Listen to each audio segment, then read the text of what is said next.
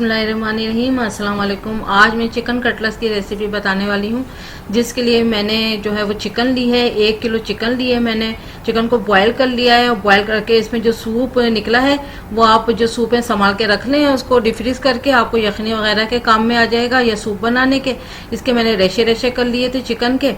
और ब्रेड क्रूम लिया है मैंने 2 कप ब्रेड क्रूम है। हरा धनिया 2 टेबल स्पून है। पुदीना 1 टेबल स्पून है। बारीक कटा हुआ chaat masala 1 table spoon full है।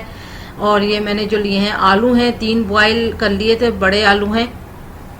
और इनको बॉयल करके आपने छिलका उतार लेना है इस तरह से। और 2 अंडे लिए हैं।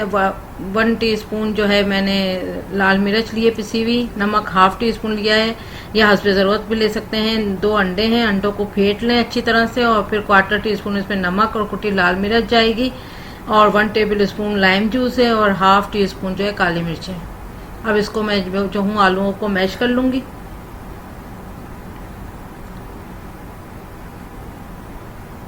इसको बहुत नाइसली आप इसको मैश कर लें।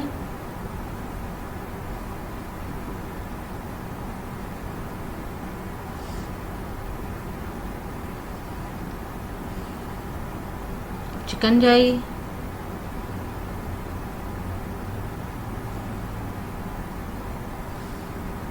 लाइम जूस, लाल मिर्च, नमक, चाट मसाला, पुदीना,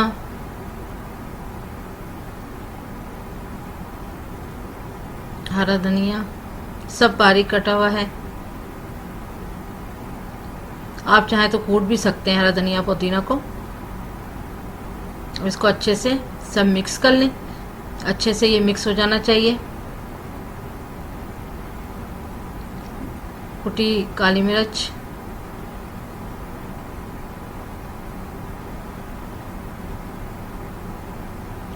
अब इसका कटलेट्स बनाते हैं।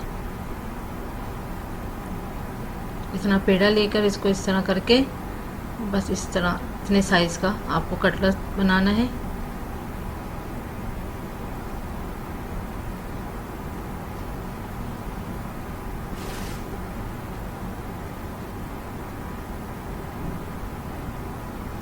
अंडे में डीप करें अच्छी तरह से।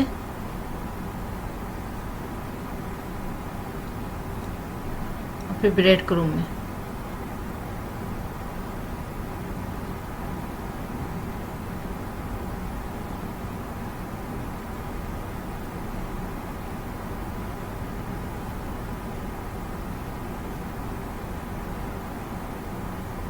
ऑयल अच्छा गर्म हो चुका है। अब इसको अच्छा सा गोल्डन कलर तक फ्राई करना है। इसको तेज आंच पे ही फ्राई करते हैं, क्योंकि ऑलरेडी सब कुछ इसमें पक्का हुआ है। खाली ऊपर की लेयर जो है उसी को कलर देना होता है। मैंने ओवन को भी खोल दिया है 10 मिनट के लिए। उसको प्रीहीट कर लूंगी, तो फिर उसमें जो बेक करने के लिए कटलेट्स डालूंगी, फिर दिखाऊंगी। ये देखें, ये अच्छे से गोल्डन हो गए।